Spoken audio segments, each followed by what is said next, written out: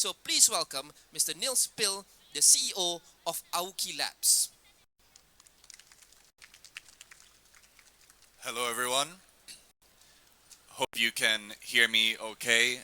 I am here to talk about the 70% of the world economy that is definitionally out of reach of AI. Now, I believe that over the next 10 to 20 years, civilization will grow to something like 100 billion productive decision-making entities, most of these, of course, being AI. And if you think that's unlikely, we can realize that the world economy actually grew 3x since the early 2000s and 10x since I was born in the mid-80s. You only really have to believe that the world is going to move maybe 3 to 6 times faster this decade than it did previous decades thanks to AI. So what was it that happened in the 2000s? Well, software ate the white-collar world. See, my slides here are just clicking ahead without me. But software ate the white-collar world. Today, every white-collar job is a computer job. And today, every white-collar job is very quickly becoming an AI hybrid job, where, as the previous speaker said, you work together with AI to get things done. But what happens next if 70% of the world economy is still tied to physical spaces and physical locations? What can an LLM do for the huge part of the Malaysian market that does real work with their hands?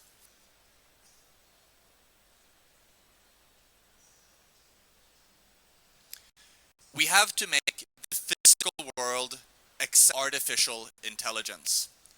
The problem is that things like LLMs have no understanding of 3D space. They can't see the world. They don't know what's happening around the physical world. They can only act on digital information, and the physical world is not digital.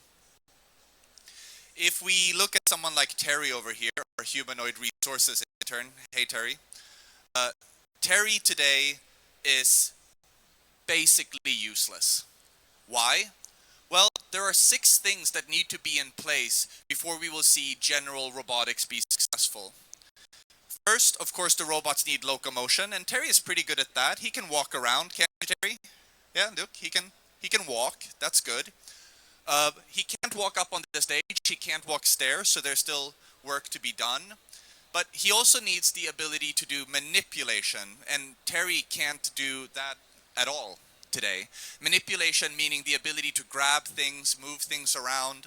Luckily, Terry is programmable, so we'll probably get there at some point. But even if you had a robot that could walk and could manipulate things, you still couldn't give it a job, because there are other things missing.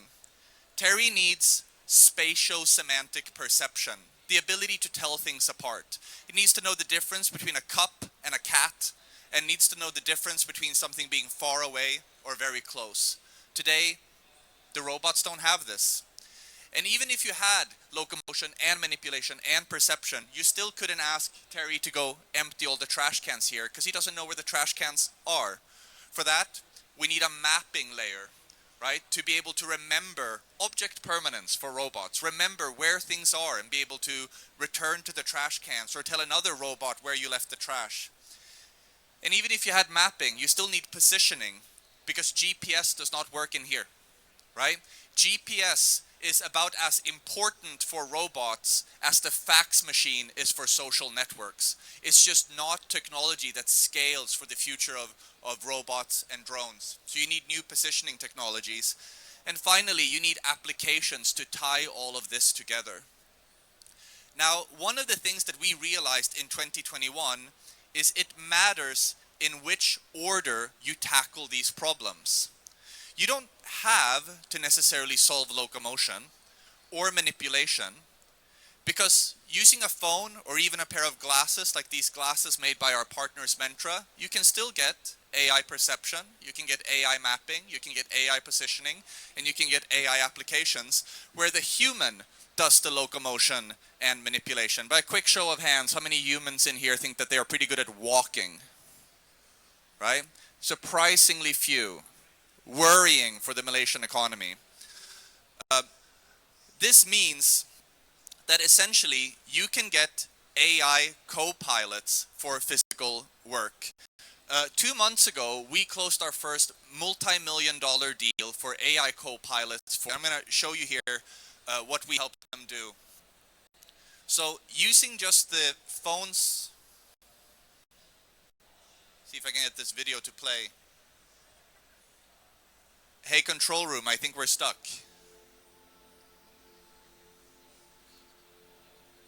Cannot play media. That's unfortunate. Can we get the next one maybe?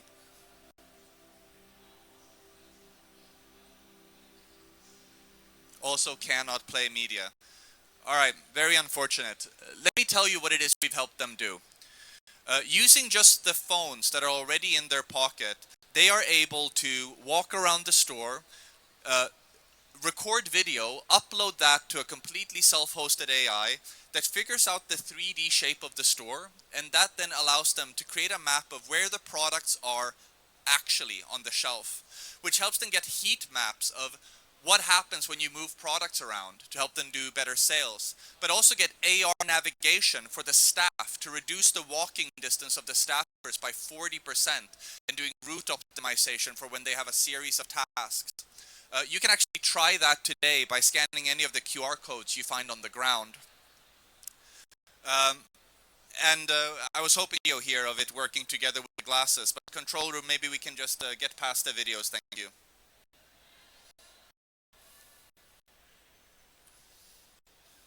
So what comes after the GPS? How can we think about getting our devices to understand the world? Well, robots like Terry will need, as we said, spatio-semantic perception. They need to understand the thingness of things, what's a bike, what is a person, but also the spatial relationship of things, what's far away, what is close. I used to live in Beijing for 7 years. Beijing is a very big city. In fact, it's so big that there are more cars on the road in Beijing than there are people in Los Angeles, right? And the average commute is 2 hours. If you do a quick back of the napkin calculation, you will find that roughly the time it took to build the pyramids is lost in Beijing traffic every single week. The time it took to build the pyramids lost in Beijing traffic every single week. Now we might imagine that self-driving cars will give us this time back. We'll have cars that coordinate with each other, that don't need red lights, etc. Yes, if and only if these devices learn how to communicate with each other and communicate about space in a more precise way than GPS allows.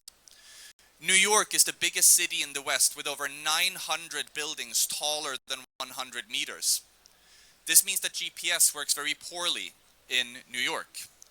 But New York is just a small suburb compared to Hong Kong, where I'm from, where there's over 4,000 buildings taller than 100 meters. And Hong Kong is really just a small part of the Greater Bay Area. Hong Kong is the bottom right corner of this picture. In this picture, which is smaller than Greater Los Angeles, this is smaller than Greater Los Angeles, is 87 million people and more high-rise than all of North America and all of Europe combined.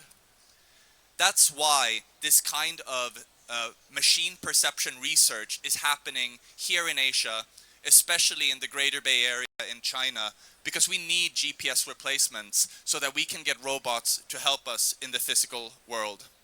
So how do we go from AI research to actually deploying it in the places of the world that matter the most to us? How do we adopt it better for our white-collar work? And what is the path to having AI help us with our physical labor? Please join me in welcoming the other panelists that will talk about this. Thank you very much.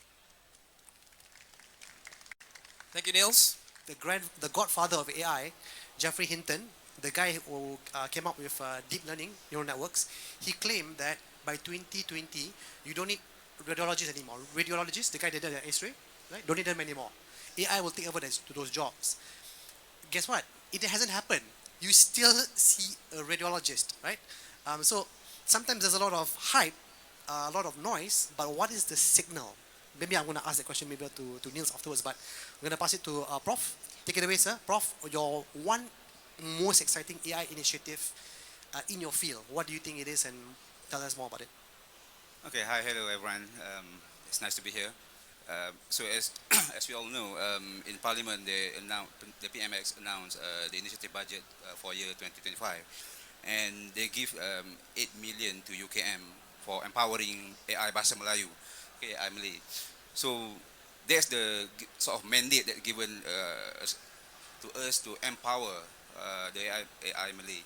So basically, we've seen there are many stakeholders, there are many players on building the LLM and so on. But our question will be, does the data is really the Malay context data? So what we are doing is we re-engage all the stakeholders, especially the DBP, Dewan Bahasa Pustaka. We approach the ITBM, Terjemahan Buku Malaysia. We approach the government agencies. We want to get everything, the permission to use all the data. So that is the one that is our focus for today. In order to get all the LLM given the good output, that's the base that we need to figure out. But of course, we also need some infra. There's a lot of questions on the sovereignty of the data. Okay, so we need to own maybe a local or small scale host where we set up our own small data center, okay, to get that data as a hub to continuously compiling all the documents, digitalizing. We work with the libraries, we work with our technological center. So we are not competing against the others. I think everyone have their own role. But as in university, it's a research university, the National University of Malaysia, okay, which focus on Bahasa Melayu, where the experts on Malay linguistic, historical heritage. We also have domain. All the theses are in Malay, so we are using all that resource combined with the potential collaborator. I can't say we have formal with the DBP, but we are in close discussion, okay? Because the most important question will be the security of data once they release the data, and there's not simply release that data. So how we can convince, and how we can collaborate, how we can use the data as a baseline, okay? So now what we are lacking here is the baseline, the standards. So how do you know that the generation of the data, the output of the data, is truly in the Malaysian context, with truly in the Malay lingual standards? So that is what we are working on. We have a lot of engagement with the digital ministry, the JDN, okay, and what we're talking about, how we can obtain the data with permissions, because we know that most of the data are being accessed through public. So we want to get the inner side of it. So in order to do that, there's an engagement, MOU, NDA, building the data governance. So there's a lot of questions we are, be given to us.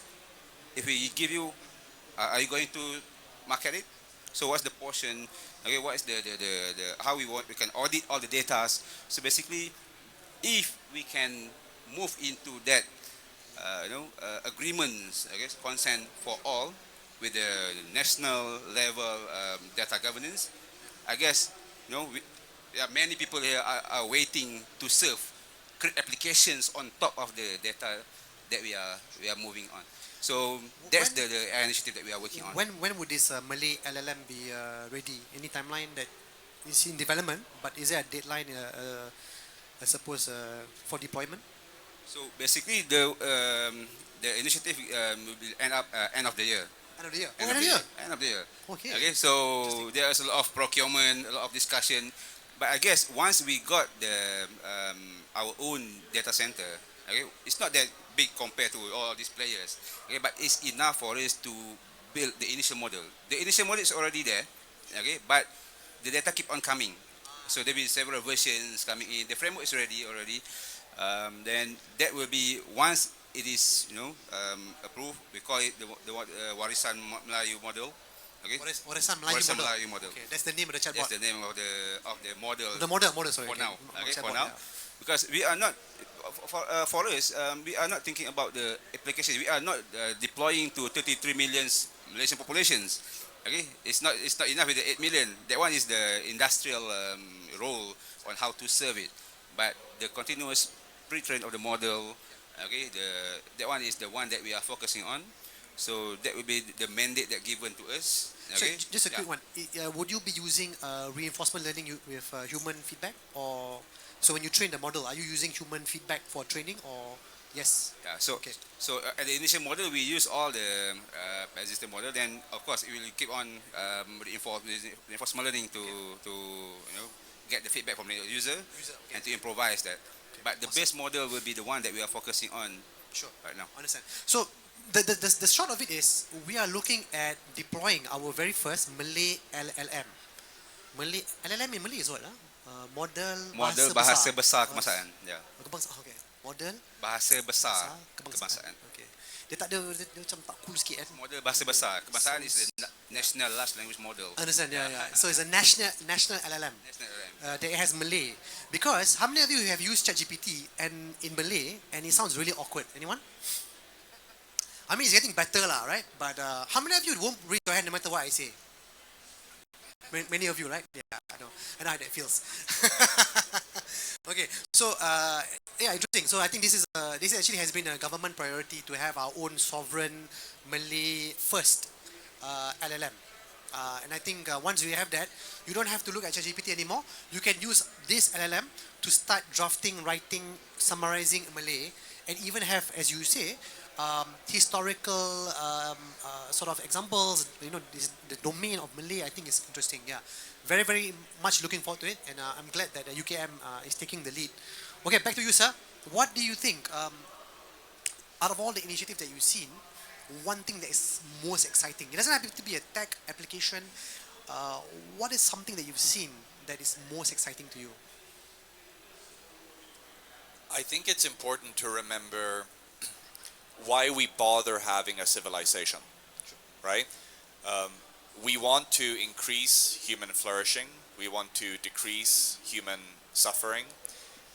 And I don't think that having AI math Olympiads is going to help reduce human suffering or increase human flourishing. There's a lot of pageantry around the benchmarks for the AI now that is not going to make our day-to-day lives better. I am very interested in robotics and very thankful that Asia has such a clear lead on robotics. For those of you that don't know, last year, more than half of all robots sold were sold to China, not by China, to China, and more than half of all robots in the world are already in China. So, and of course, in Korea, every 10th factory worker is already a robot. Japan has done very well with robotics as well. And as I mentioned in my opening remark, when we get AI to help us in the physical world, that's where we will see a real reduction of human drudgery and suffering and an increase in human flourishing. Because an LLM will not build us a house, right? An LLM will not cook us a meal. An LLM will not change a diaper. An LLM will not do any of these things. It will not help us take care of our day-to-day work so we can take care of our elderly. LLMs will not do this. So the initiative that I'm the most excited about is intercognitive.com, which is a new industry organization set up to help make the physical world AI accessible, creating open source standards for different AI companies, robotics companies, Wi-Fi companies, anything really to be able to make sure that the physical world is ready for the robots. Like today, it isn't. There's no map of this venue that Terry can use to navigate. The internet is not good enough for Terry to even be able to reliably use an LLM. Like there's so much infrastructure work that has to be put in place for the AI to really matter to us as a civilization. I think LLMs are cool and all, but they're not going to change our lives the way that robots will.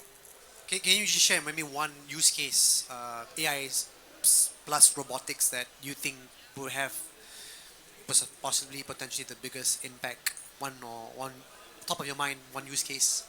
You mentioned a few, but maybe just deep dive into one. I think the concept of AI co-pilots for physical labor is really, really meaningful. You know, like the best programmers in the world got even better when they got AI co-pilots, right? And I think we'll see this for physical labor too. I think very soon we'll see car mechanics that have been trained on Toyotas being able to put on a pair of glasses, and now they're also experts on Proton, right?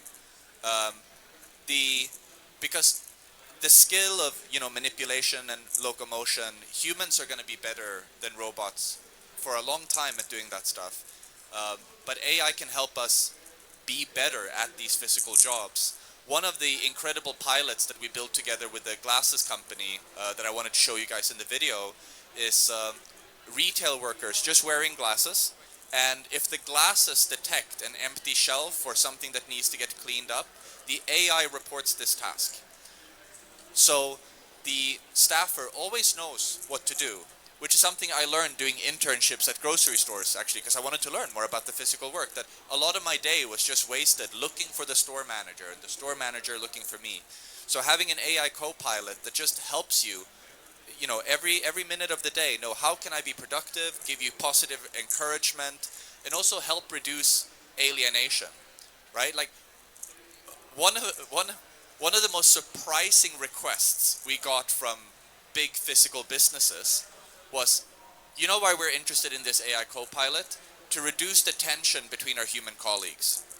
Because a lot of these physical jobs may hire, you know, some low skill labor, and they are not treated very well, right? They're not necessarily treated very well. And the managers are in a tough position where maybe they have to say something very obvious to the worker, and the worker will feel resentment because it's so obvious that you're saying this, right? So one of the world's largest sports apparel retailers said, like, the main use case we want out of this is for the AI to tell people what to do so that the colleagues don't hate each other, right? Just so if you get a notification from your calendar saying like, hey, in 10 minutes you need to remember to do that, you don't get angry at your calendar. But if your boss comes up to you and says, hey, remember in 10 minutes you have a call with your customer, I know, right? So just having AI co-pilots help us keep track of the things that we have to do, I think is going to help us be happier at work, have less interpersonal conflict, less friction. I'm excited about that. It's interesting. I think, you know, I can also imagine using that that AI, I suppose, powered machine or robot, right? And you're having a bad day, and you need to vent, and you talk to that AI robot. I hate my manager, and then they come down. I think it's interesting. I think I think the key point that I got from you in the presentation as well is that making it accessible in the physical world. I was watching videos of how you can use AI now to cut your hair, barber, right? AI powered barber. I don't know if anyone wants to do this. Final Destination vibes, right?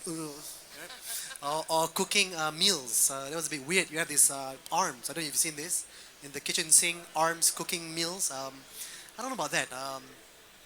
A bit weird, but I guess it's possibly inevitable that this thing will eventually come to us, right? Especially with the declining birth rates, people not having babies anymore, and you need the workforce, and then you supplement with technology. We have 10 minutes on the clock, and I want to be mindful. I wanna just make this practical for people in the room, because many of us here have been sitting for, I don't know, 2-3 hours, a bit tired, want to go for lunch, but I want them to leave with something more practical, something more actionable. So I want to spend the next 10 minutes, each speaker, if you can share one practical insight, advice when it comes to AI, whether in your field or otherwise, what would it be for the folks here? And we have a mixed bag, young, old, handsome and handsome. We have diverse people here. What is one key takeaway that is actionable insight that they can take away when it comes to AI? You can even drill down, right? Whichever application. So what would it be? I'll go around the room, and hopefully in 10 minutes we can wrap this up. But go ahead. Thank you. I think there are so many individuals here right now. You are probably pursuing your masters or your DBA. Yeah, I just want to talk a little bit about the culture in a university, especially today's topic on converting or scaling up research, into something more practical. Now, how many of you in the crowd here actually read research publications? Do you read articles? Do you go up on Google Scholar? Anyone? Raise your hands. Yeah. Yeah. Probably some of you are probably like, what's Google Scholar? Yeah, because that's exactly how I felt when I first moved from industry to academia, when I became a lecturer and started teaching. Now, a lot of these publications, even though they get onto like high index journals, Scopus, etc., they do not reach out to the general public or probably individuals who might. Of course, there's some research, of course, and Hadi also mentioned, Professor Hadi mentioned some good areas where you can, scale up. And he has even shown some evidence of it. But what I think is important for an institution or academic institution to do is to focus on real world applications. Yeah, thank you. I see a lot of nods coming along. And I think, having a space, you spoke about culinary earlier, robots and stuff. We are starting a program on culinary management in APU, School of Architecture, School of Psychology. Yeah, and I think what we are showcasing right now is using AI to actually transfer the ability of these programs to reach out to general public who are wanting to learn. Probably you're someone from School of Engineering, you did your degree in engineering and you want to study psychology and you want to think like, hey, what can my, past experience, and if I want to pursue this in the future, how do I envision how a psychology program or an architecture program can actually work with me or work with me in my career, my running career, yeah? So I think it's changing, AI is changing the way we educate and also creating a space by conducting small projects, for instance, on sustainability, yeah, creating awareness, looking at UN SDG goals. These are the spaces where we should bring AI in an academic institution across all courses. Yeah, so this is the message that I really want to pass on here right now, and I hope that you can take this along and think about it when you are pursuing, or the future generation is also going to be pursuing their higher education. This is something that I would like you to take away. And I just want to quickly share, we had a chat backstage about how your university APU, not a promo, I'm not getting paid by APU, but how APU has a percentage of its course dedicated to technology. And I think that's really forward thinking, because I think too often people from the industry look at fresh grads with very little exposure to technology, and people like me on the other side, industry, we have to train them in technology. And I feel that the days where you're using Excel, PowerPoint, Outlook, I mean, it's still there, important, but I think prompting is important as well. If I can get guys to come into my company and know how to prompt, right? Prompting, right? When you put in stuff into the input, that'd be great, because then I have to start from scratch and I wouldn't, have to school them, like don't use it like Google, use it properly. So very interesting. I think really like the fact that you mentioned as well. You can use AI not to replace university, but to complement university experience. I think that's very important. Prof, for you, what is one practical insight you want to share with the audience? Okay, so I won't talk about the applications, but I would like to invite everyone, okay, especially the non-technical, to venture into AI, because that's what we are doing here. Okay, so we invite somebody from law, from medical, from regional studies, okay, from social studies. How you want to create applications on top of your documents. Okay, you have a lot of documents, a lot of undigitalized documents. So that's how, because you know better on your domain. Okay, so we as the technological experts, the AI, so we help you to transform all the documents into applications. So we need more resource. Okay, so we want to invite anyone, go into any university that you prefer to. Okay, continue your master studies, continue your do the micro credential. Okay, do the professional certificates. Try to involve more on the AI for the spirit of the national, because we need more people. Because talking about national large language model is not about Malay, Mandarin, okay, even Kazazan, okay, So all the value, all the locals contents are there. Okay, so if we are not the one who contribute, then who are we, expecting to do it for this? If you don't, if you don't own, if you don't contribute, it can be as in an open community, through your companies, SMEs, through the company that you are building on, through the government agencies that you are working on. So all the data are there. Okay, it's up to us on how you want to contribute the documents. Of course, there will be some application on how the procedures, okay, the open data policies, which one is classified and so on. But the awareness of the AI has to be boosted up very fast in order for us, for Malaysia, to move really fast, because these are all, we can say, they are all Ferraris. They are waiting for us to to develop all the infras are there. They are investing a lot. Okay, you can see so many big companies. I cannot say that. Okay, but since the data is not there, then we are far behind. Okay, there's a huge gap, and that's our role. It's your role. Okay, as a Malaysian, to help and get involved. Okay, don't say that AI is only for competing. No, AI is for everyone. So let's get involved. Okay, I would like to use this space to encourage you, go and pursue your studies. Okay, that's what really matters to us. Okay, we want to find Malaysians, okay, have many PhDs, okay, many master students, okay, that will benefit for the country. Sure. Thank you so much. Yeah. So don't be just because you're non-technical doesn't mean you shouldn't pursue or shouldn't, I suppose, develop with AI alongside. Yeah, good point. You have the final word, sir. We're about 2 minutes on the clock, so go for it. So here's a practical tip, something you can do with AI today, and I highly recommend you do. If you have a paid account of ChatGPT, you can create something called a project. And what you should do is, you should start by asking ChatGPT to interview you about your job. Ask it to interview you about your job so that you can tell ChatGPT what your job is really and what it involves and how to do it well. Then when that interview is done, you're going to ask ChatGPT to summarize that into a document, and you're going to add that as context into your project. And you'll upload any other documentation that ChatGPT says you might need. So for me, I've uploaded design schematics for things that we are building.